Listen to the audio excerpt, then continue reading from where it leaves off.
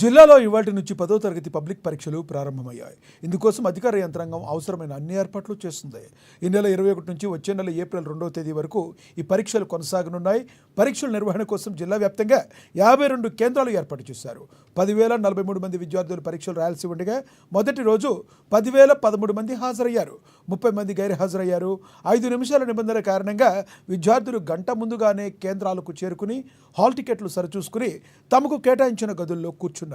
వారిని సెంటర్ల నిర్వాహకులు క్షుణ్ణంగా తనిఖీలు చేసి లోపలికి అనుమతించారు. విద్యార్థులు వారి తల్లిదండ్రుల రాకతో పలు కేంద్రాల వద్ద కోలాహల వాతావరణం నెలకొంది.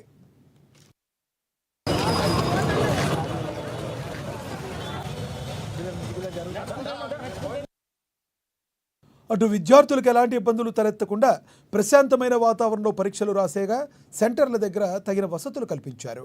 ఆయా కేంద్రాల్లో విద్యుత్ సౌకర్యంతో పాటు ఫ్యాన్లు, త్రాగునీరు, వైద్య సేవలు, బెంచీలు వంటివి ఏర్పాటు చేశారు.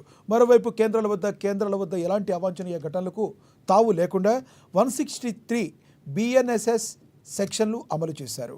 ఎగ్జామ్స్ పర్యవేక్షణకు 52 మంది చీఫ్ సూపరింటెండెంట్లు, 52 మంది డిపార్ట్మెంట్ అధికారులు, 13 మంది కస్టోడియన్లు, 650 మంది వరకు ఇన్విజిలేటర్లు నియమించారు.